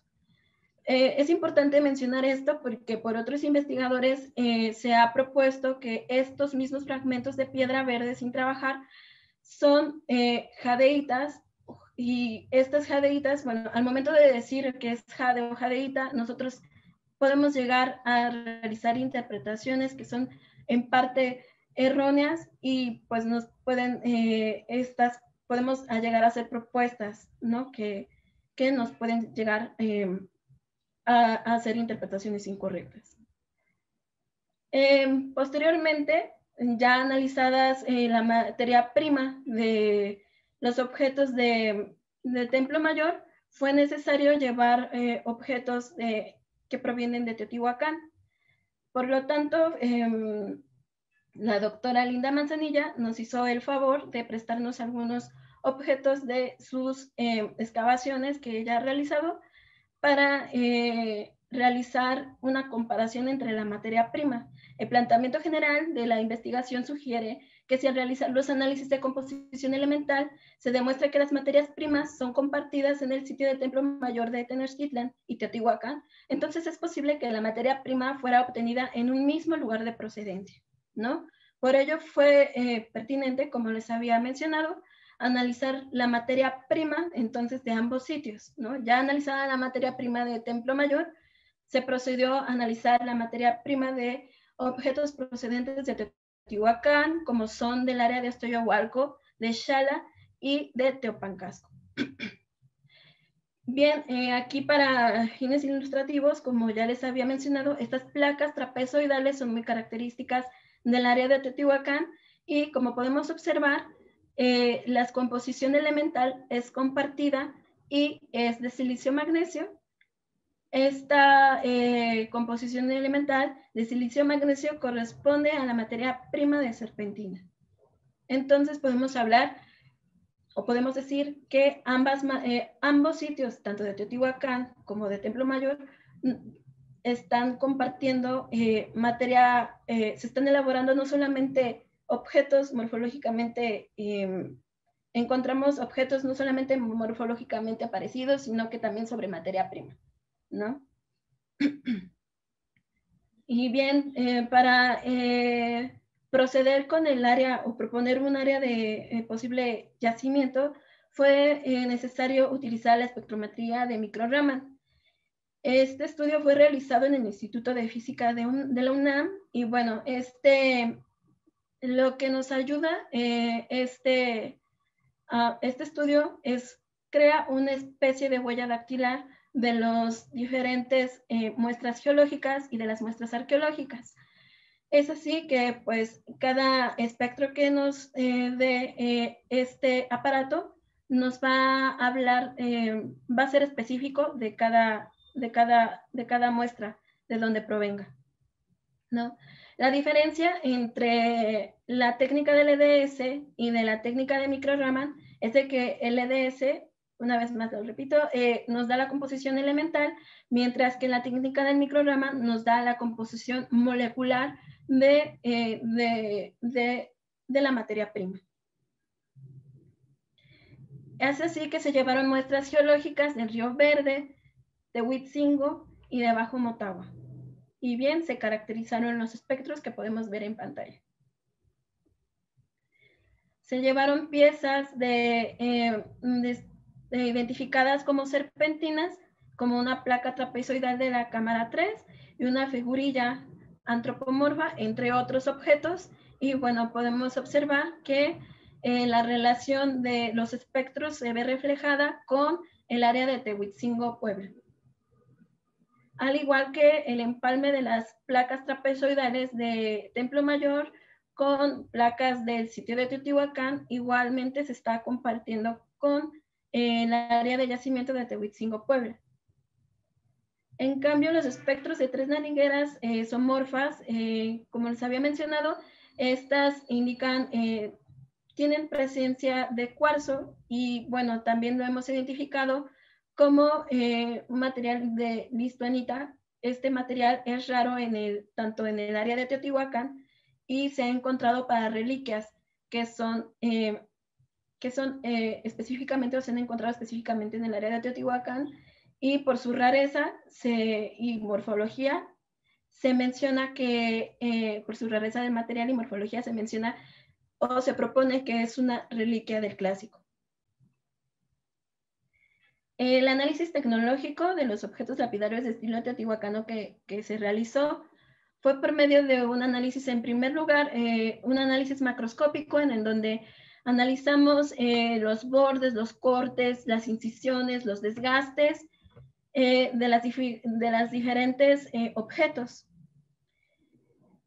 Se hizo una selección también aquí de los diferentes objetos para llevar a analizar en esta etapa, puesto que no todos los objetos, desgraciadamente por la erosión o por algún pigmento o cosas así, no fueron posibles, no eran posibles muestrearlos para los análisis de manufactura.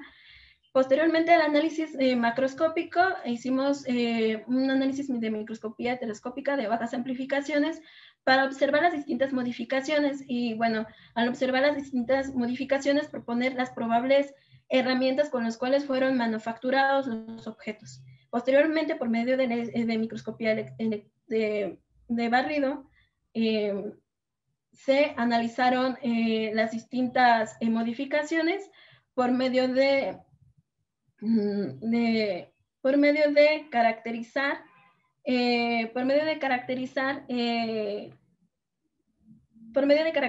experimentalmente las huellas dejadas por distintas herramientas, ¿no? A aumentos de 100, 300, 600 y 100x y 1000x, perdón. Para fines ilustrativos, como bien les mencionaba, primero, antes de identificar las herramientas con las cuales se fueron manufacturados los objetos de estilo teotihuacano de Templo Mayor, fue necesario hacer un alzado por medio de polímeros de cinta, con cintas replicantes, realizar un alzado de las distintas modificaciones observables en las piezas. Y para fines ilustrativos, aquí tengo una pieza que no es de estilo teotihuacano, pero para fines didácticos la utilizamos y bueno, podemos observar así como el kit que utilizamos, que son los polímeros replicantes, la acetona y pinzas y bueno, tijeras y para obtener las huellas de manufactura. Lo que procedemos a hacer es una inspección, como ya bien les mencionaba, de las distintas piezas, viendo los cortes, las superficies, observando las incisiones y bueno, por medio de la cinta replicante, que es una especie, como bien les decía, de polímero, o si bien podemos decir que es, en términos burdos, como un yurex duro, cortamos esta cinta. Como podrán ver, es un pequeño polímero de este tamaño. Cortamos una de las esquinas para ubicar en el momento de montar la muestra, para ubicar la orientación de la muestra. Y bueno, por medio de una gota de acetona se monta, se le quita el exceso. Bueno, la gota de la acetona es para quitar, perdón, la acetona es para reblandecer el polímero, le quitamos el exceso de acetona y posteriormente se pasa a aplicar, por ejemplo, aquí lo aplicamos en la superficie de esta figurilla, que es del Museo de Antropología. Y bueno, quitamos la muestra de la superficie. Asimismo, se puede hacer con las incisiones. Aplicamos fuerza sobre la incisión para que se marque bien, la modificación. Se deja secar y retiramos la muestra. Esta pequeña muestra se lleva al microscopio electrónico de barrido, haciendo un recubrimiento con iones de oro, y se va a meter nuevamente a la cámara del microscopio para observar las modificaciones, ¿no?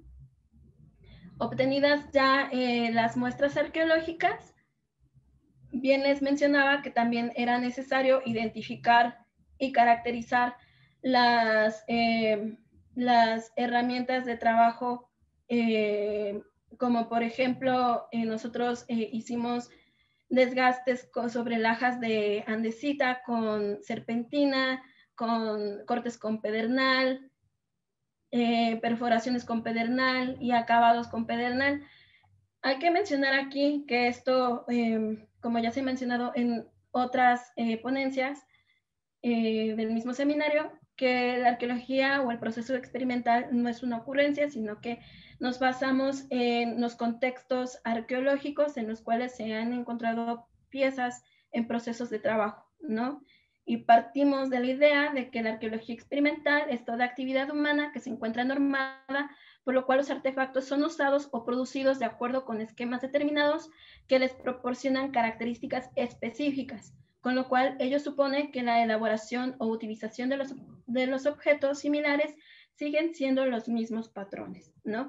Una vez identificadas una vez caracterizadas las huellas que dejan cada instrumento, lo que procedimos a hacer ahora sí fue caracterizar cada modificación en contraste con las herramientas utilizadas. Por ejemplo, aquí tenemos esta figurilla que proviene de la ofrenda 6. Observamos los desgastes laterales en este ejemplo, que lo vimos con microscopio estereoscópico. Y bueno, aquí en un análisis de huella experimental observamos bandas de 100 micras y obtuvimos en esta pieza bandas de 100 micras. En los desgastes, aquí tenemos dos placas trapezoidales. Una placa trapezoidal proviene de Teotihuacán y otra de Templo Mayor, e igualmente se observaron las superficies. Y bueno, en comparación a la anterior, observamos que los desgastes se están realizando con andesitas. Y bueno, en cambio en los cortes están igual, hicimos un análisis del corte con 30X, y bueno, nos dejan líneas. Estas líneas son de 2 micras experimentales que fueron realizadas con lascas de pedernal. Y bueno, al analizar la pieza arqueológica podemos observar que también están las piezas o las herramientas que fueron utilizadas para manufacturar la pieza también corresponden a 2 micras, ¿no? Es decir, se estaban manufacturando se estaban cortando con lascas de pedernal. Aquí podemos observar una perforación que en el microscopio de bajas amplificaciones podemos observar círculos concéntricos. Estos círculos concéntricos, al realizar la experimentación con lascas de pedernal, observamos que dejan micras de 4 a 2 micras, mismas que fueron encontradas en las huellas arqueológicas, por lo cual podemos determinar que también fueron realizadas con perforadores de pedernal.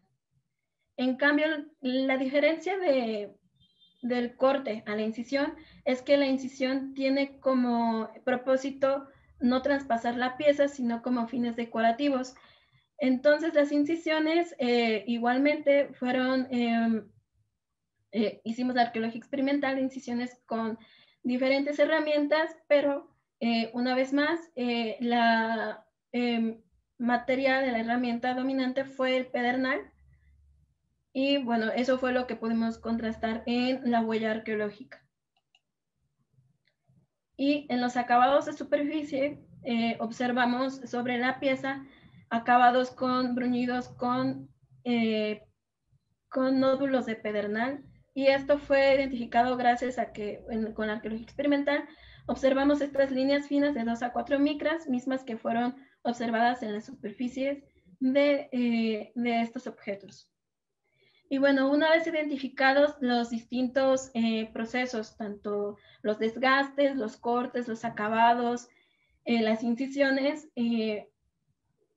una vez obtenidos e identificados las herramientas, es que procedimos a hacer una reproducción de una placa trapezoidal, que como bien lo he venido mencionando, es característica tanto de Teotihuacán como de Templo Mayor, para hacer la reproducción, ¿no?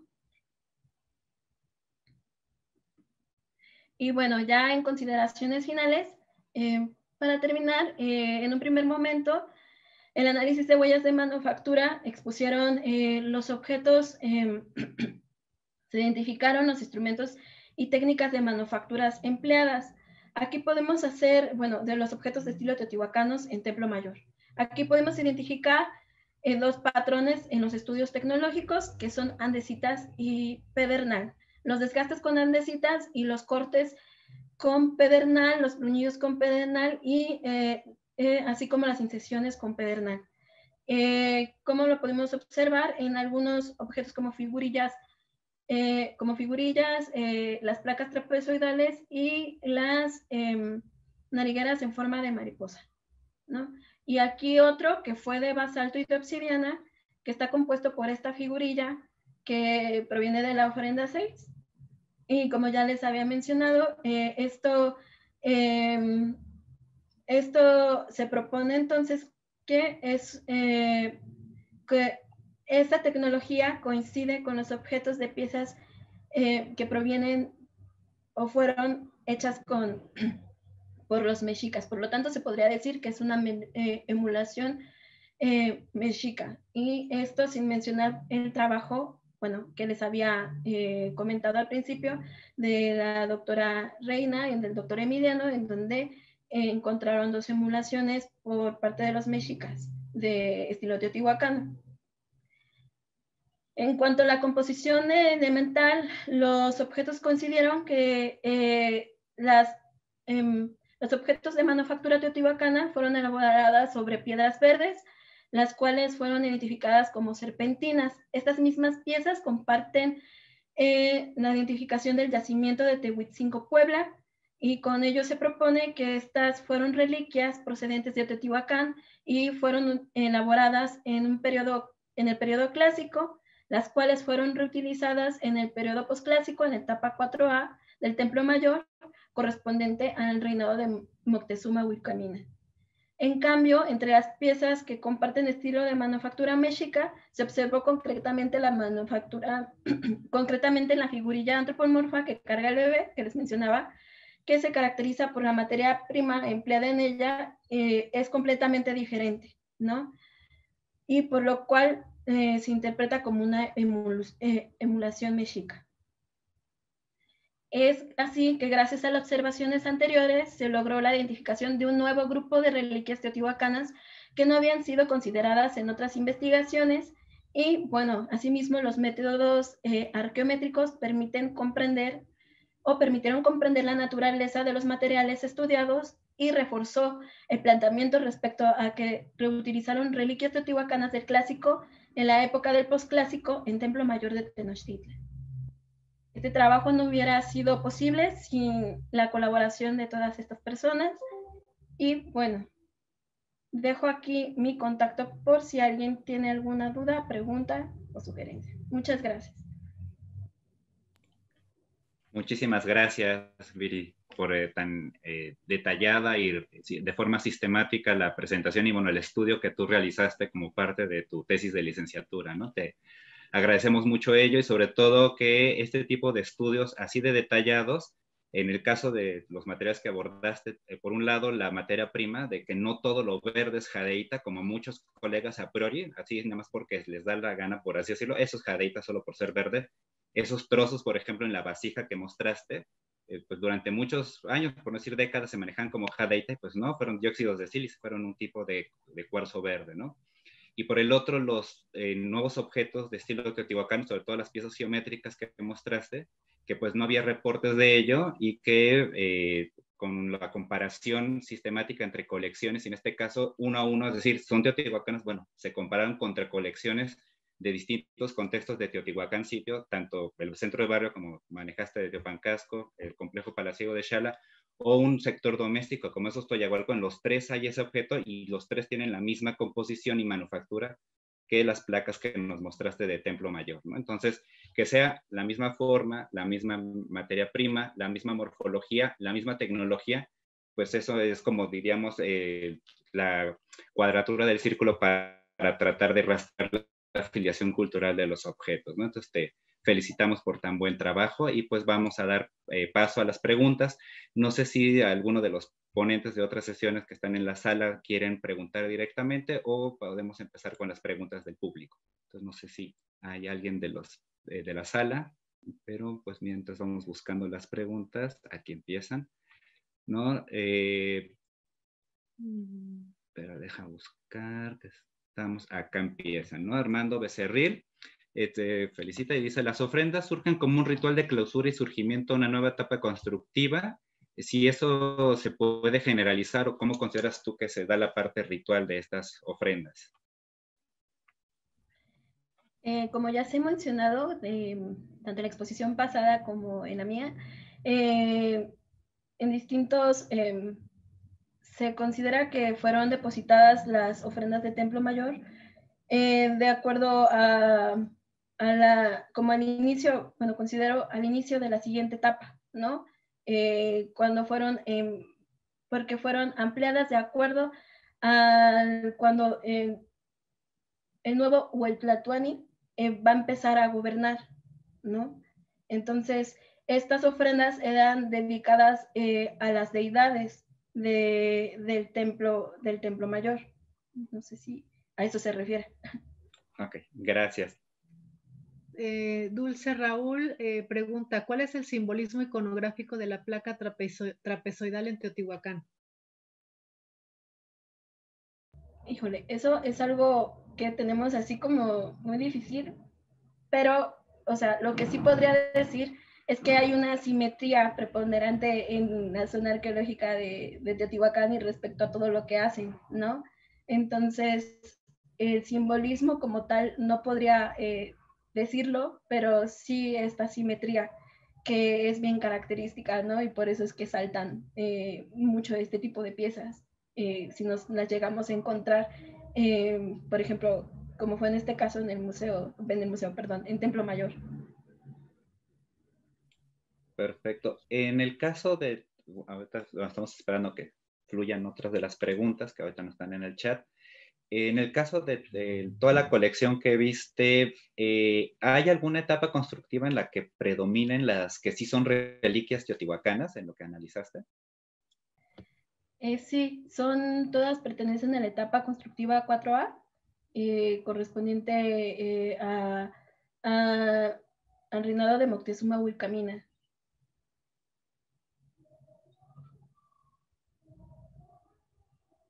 Muchas gracias, Viri. Ya llegaron más preguntas para ti.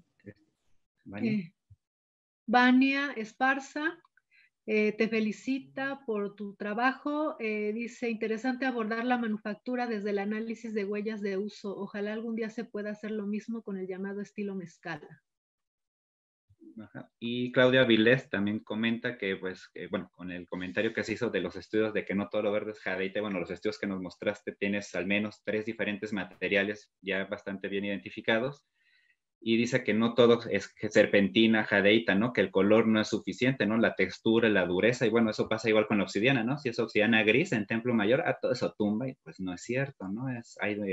Incluso hay materiales, que eso estamos haciendo con Guillermo Acosta, que salen incluso de la región de Occidente, ¿no? De Eucareo Sinapecuaro. Y eso es solo de los estudios como el que nos mostraste, son los que permiten detectar esos detalles, esas piezas que sin un estudio arqueométrico, pues nada más quedarían en el montón de a priori la identificación, ¿no? Sí.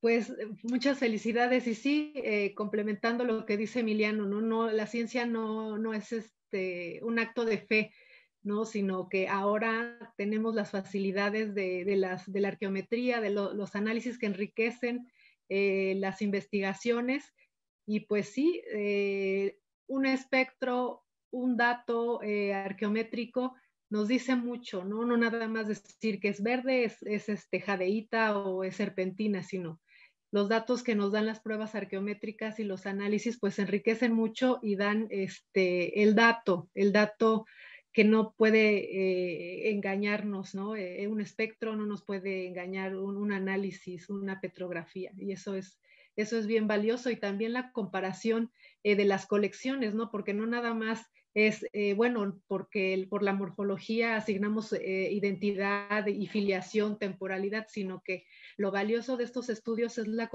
contrastación entre colecciones, entre temporalidades, entre materias primas, y bueno, también buscamos y rastreamos posibles herramientas, ¿no? No nada más nos limitamos a un material, ¿no?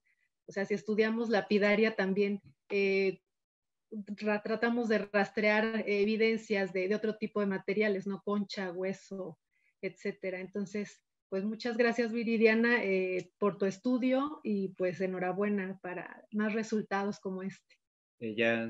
Tenemos otra pregunta de Adalberto López, te felicita y te hace la siguiente pregunta. ¿Qué material bibliográfico recomiendas para profundizar en las técnicas arqueométricas? Perdón, tenía apagado igualmente en las técnicas arqueométricas tengo mucha bibliografía que podría pasarles, igual, y si quieren igual me pueden enviar un correo me pueden mandar un correo, y yo con mucho gusto les puedo mandar los PDFs. Y bueno, si les interesa también esto de estilo teotihuacano, yo no lo mencioné, pero hay un estudio de Anabel Villalonga que precisamente habla sobre estos objetos de Teotihuacán, y se me hace un estudio súper detallado, y bueno, lo divide por los sectores de Teotihuacán y las diferentes fases de temporalidades, y pues creo que puede complementar más, ¿no? En estudios arqueométricos puedo mencionar así rápidamente los que se hicieron en Teopancasco, ¿no? Y que está esta publicación que la coordinó Linda Manzanilla. Y bueno, por parte del taller de lapidaria, pues tenemos varios artículos que están en la academia también, si ahí buscan con el nombre del doctor o Yeselmi o con cualquiera de los que estamos en el panel de los conferencistas, ahí van a encontrar también varios artículos, pero si quieren profundizar más en técnicas arqueométricas, pues con gusto yo les hago llegar la información. Gracias, Viri. David Melchor pregunta si se puede saber cómo fue el proceso de extracción de algunas de las piezas traídas de Teotihuacán. ¿Cómo fue el proceso de extracción? O sea, ¿cómo las obtuvieron para llegar a Templo Mayor? O sea, de Teotihuacán. Sí. Ya. Precisamente en uno de los trabajos, ahorita no recuerdo en cuál, se menciona que las reliquias teotihuacanas se han encontrado evidencias de saqueos en el área de Teotihuacán, entonces, por parte de los mexicas. Entonces, muy probablemente, aparte del comercio, estas piezas fueron extraídas de esa forma y llegaron así al centro.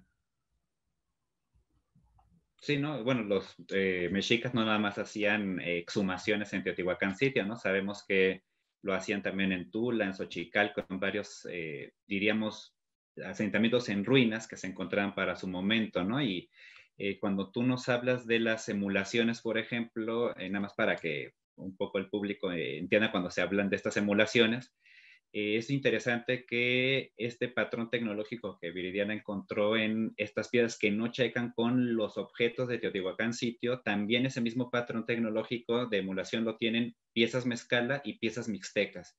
Es decir, están, a pesar de que son de 3 estilos por morfología y estética diferentes, es curioso que en la etapa que le sigue a la que mayoritariamente Viri estudió, que es la 4, que sería la 4B de Axayácal, de ahí en adelante les gusta a los mexicas emular y copiar piezas, pero hacen todas con el mismo tipo de manufactura, a pesar de que son en rocas o minerales diferentes, de lugares distintos y de estilos de orígenes geográficamente diferentes, ¿no? Entonces eso es algo muy interesante en las simulaciones que encontraste de una, no tan importante como las verdaderas reliquias, pero sí que sí les gusta a los mexicas estar copiando algunas piezas, ¿no? Y también copian materiales incluso.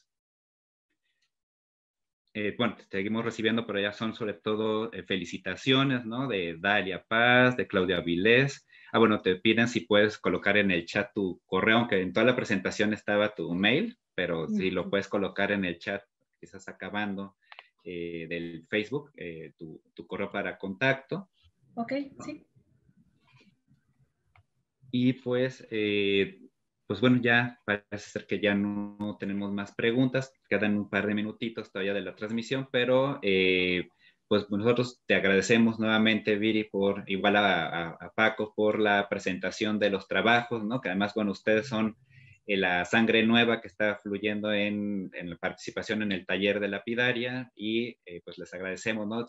Realmente el interés, el entusiasmo, la dedicación que le dan y la seriedad a sus estudios, y que pues ahí se nota, ¿no? Que cuando se hacen los estudios de forma sistemática, en este caso a materiales pétreos, ¿no? De rocas y minerales, no nada más es porque me parece teotihuacano, todo es de Teotihuacán sitio, porque me parece mixteco, todo es de la mixteca, porque me parece mezcala, todo viene de Guerrero, ¿no? Estos estudios nos permiten, obviamente comparando contra las colecciones de donde se supone que vienen los materiales, para tener pues todas las evidencias y considerar todas las variables, ¿no? Y una propuesta sólida, ¿no?